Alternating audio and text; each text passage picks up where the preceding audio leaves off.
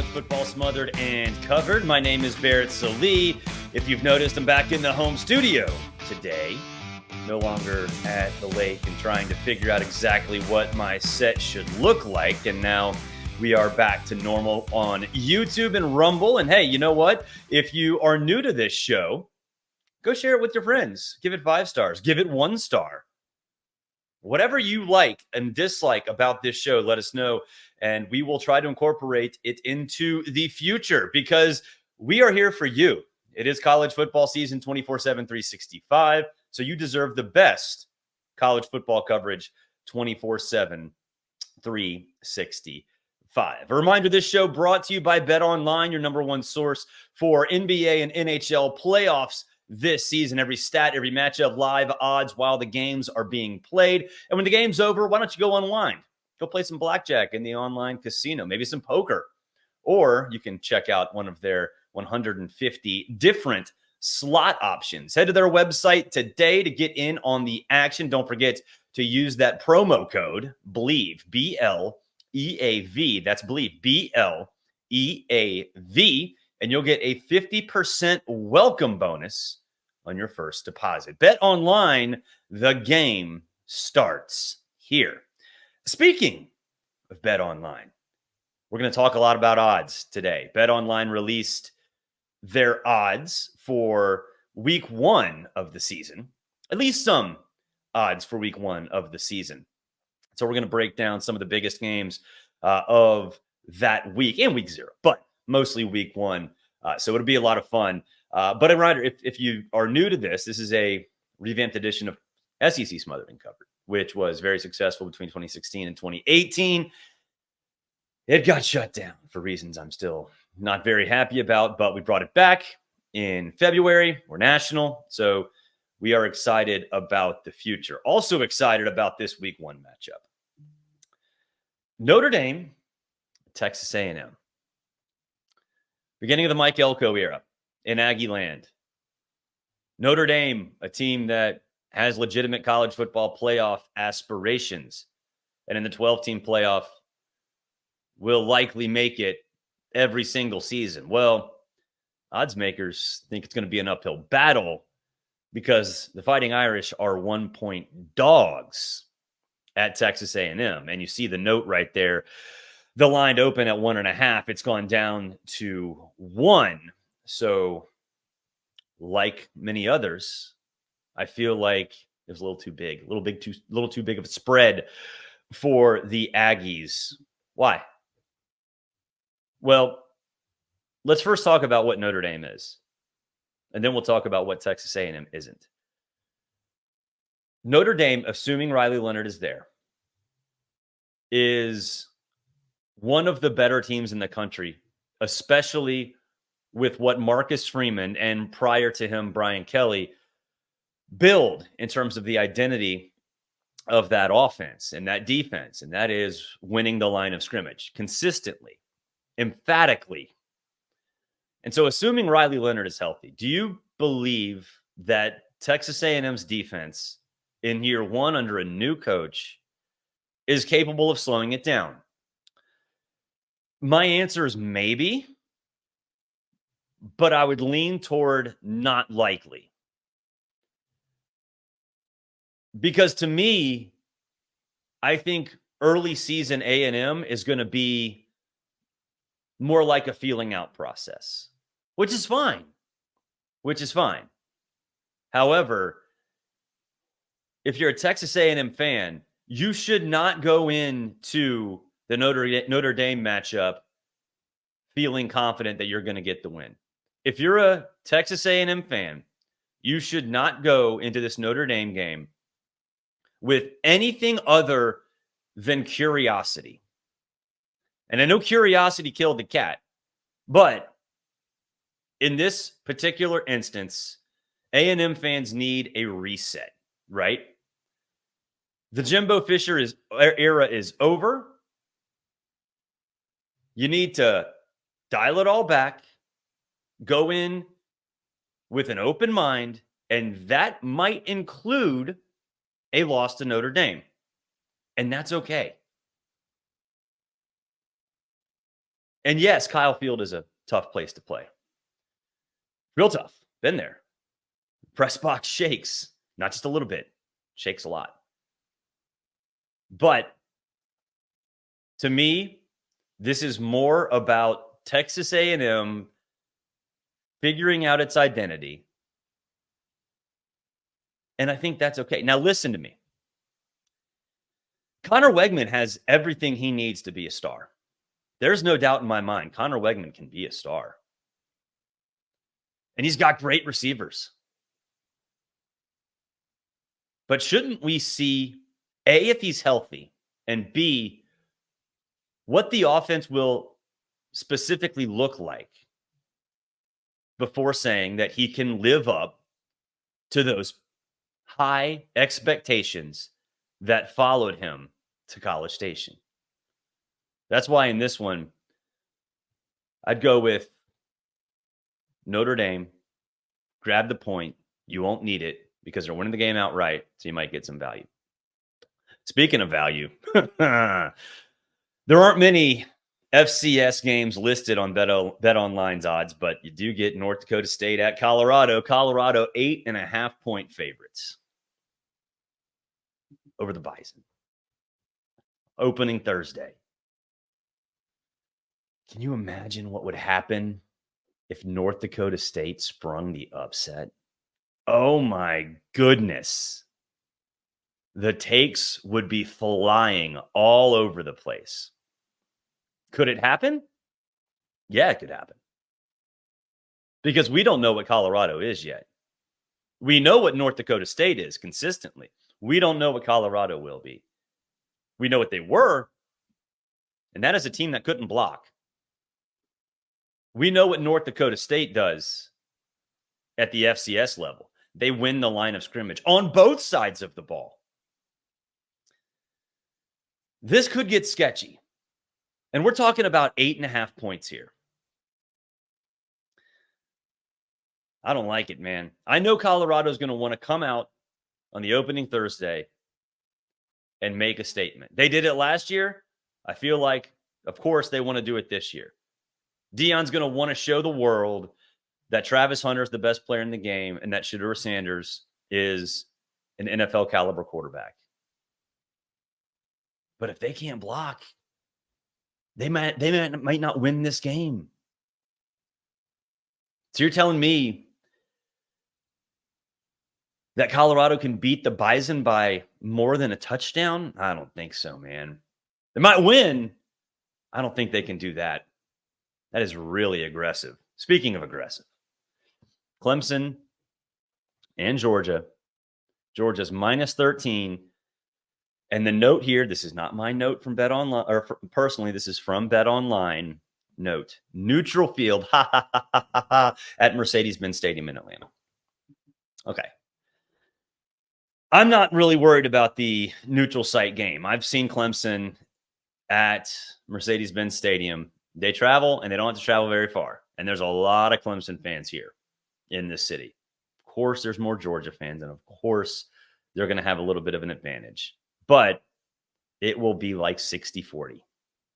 It's Clemson fans love it. Clemson fans travel, and they don't have to travel very far. Now, will they lose by less than 13 points? I've gone back and forth on this game. I have, and if you've seen the show, we've talked about what the sort of game plan will be for both sides. I'm now of the belief that Georgia will cover. A 2-touchdown win cashes a Georgia ticket. Who do you believe? Do you believe in Carson Beck or do you believe in Cade Klubnik? I believe in Carson Beck, and I'm not sure I believe in Cade Klubnik. Now, I know what y'all will say. Oh, I'm a hypocrite. I'm a hypocrite. I think Clemson's going to make the college. You think Clemson's going to make the college football playoff? Yeah, I still do. Even if they lose to Georgia. Top 4 conference champs get in automatically. So does this game really matter in the grand scheme of things? Well, yeah. But if you're a 10-2 Clemson team and you win the ACC, are you in? Yeah. or 11-2, I should say. If you're a 10-3 Clemson team and you win the ACC championship, are you in? Yeah. So I wouldn't worry about the ACC in terms of it doesn't matter in the grand scheme of things, obviously, in the standings.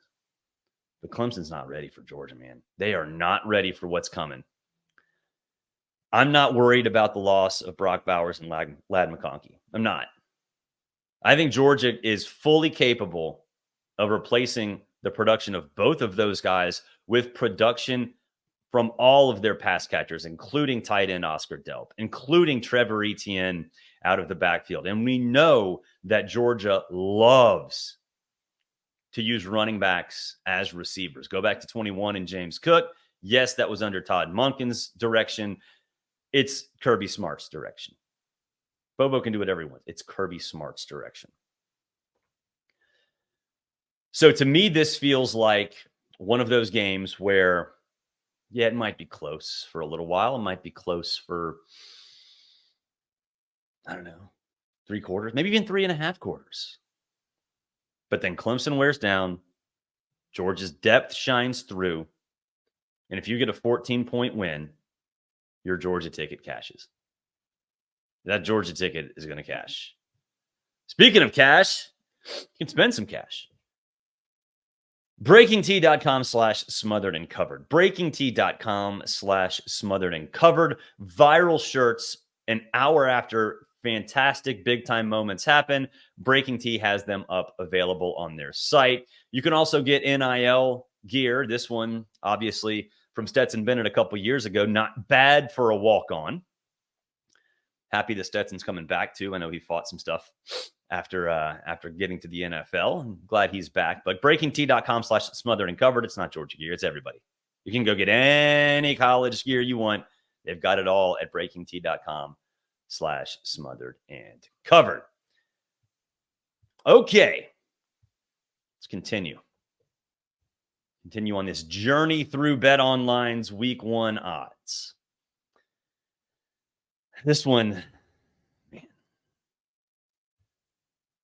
kind of sitting back thinking, man, this is difficult. I wouldn't bet this with your money because I have no friggin' clue what's going to happen. But Miami -3.5 at Florida. The at Florida part is interesting here because you see the note from BetOnline. It says the line opened at -2 in favor of the Hurricanes. So it's gone from -2 all the way up to -3.5. Good Lord, people are not very interested in Billy Napier. But I think more importantly, it's the Cam Ward effect. It's not the Mario Cristobal effect. It's the Cam Ward effect. He has hype. He has the attention of the college football world. Now, for those of you who have watched this show consistently, first, thank you. You know that I'm not the biggest Cam Ward guy, but the public is. And that is what these lines are founded on. Especially this early. It's hype, right? Cam Ward, stat monster. Sure. It's going to go beat Florida by a touchdown, maybe 2. No, this one, I wouldn't have touched it before. Now that it's at -3.5, I'm thinking maybe take a flyer on Florida. It's the swamp. It's a rivalry. Florida's got a good quarterback, got 2 good quarterbacks, in fact, in Graham Mertz and DJ Lagway. And I still think that Billy Napier has what it takes to be a good coach. And I've said this consistently. If he gets fired, it's because Florida doesn't have the patience for him to show that he's a good coach, because they will get too caught up on wins and losses. Because as we've said on this show multiple times, not all 7 and 5s look the same. They don't. But I also don't trust Mario Cristobal in a road environment, in a situation where the crowd's going to be hyped. We know that he's horrible at clock management. It's been consistent. It's been proven. Is he going to get rattled? Maybe.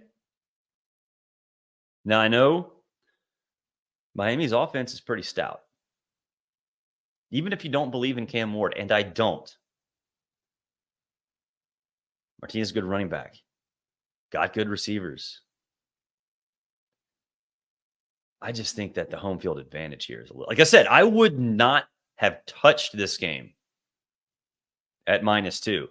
At -3.5, that's a little bit of a different story because it has backdoor cover written all over it, and a Miami field goal win still cashes a Florida ticket.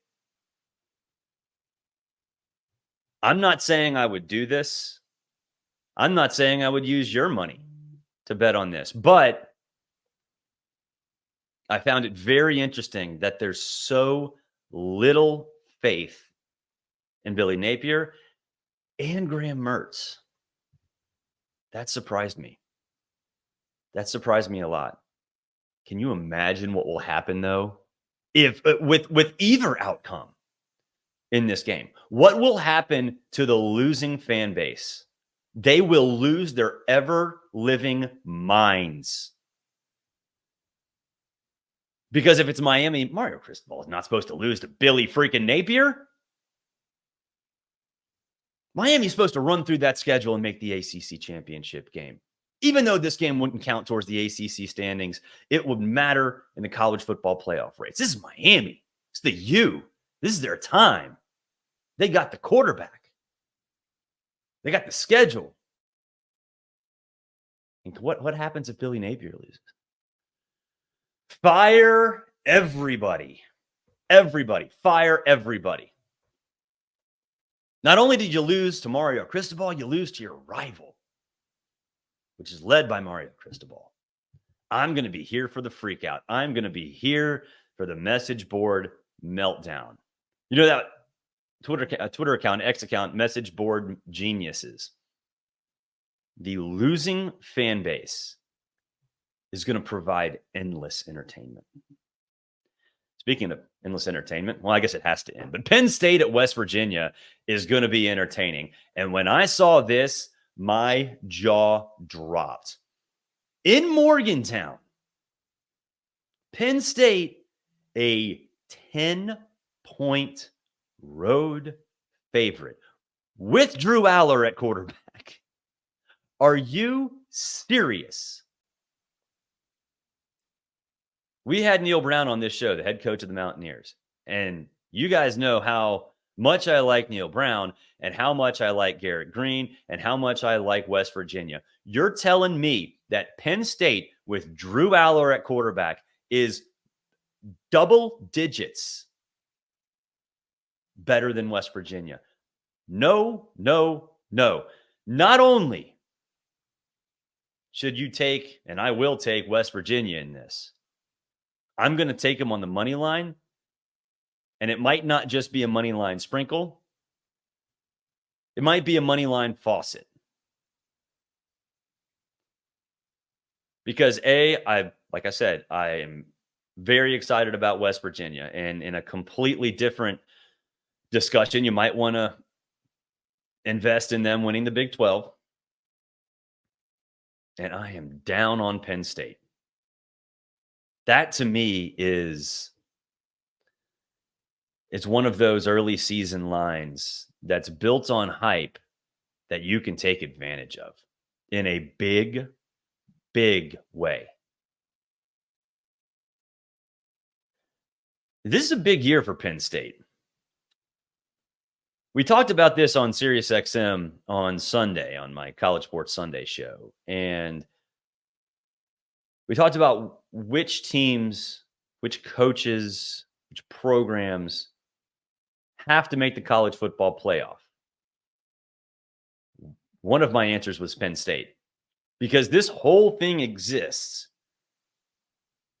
to give more teams access, especially teams that are consistently sort of on the bubble. That's Penn State. And so if you're James Franklin, you're supposed to be the guy who keeps the program relevant. What's relevancy? Making the college football playoff. What happens if they lose to West Virginia?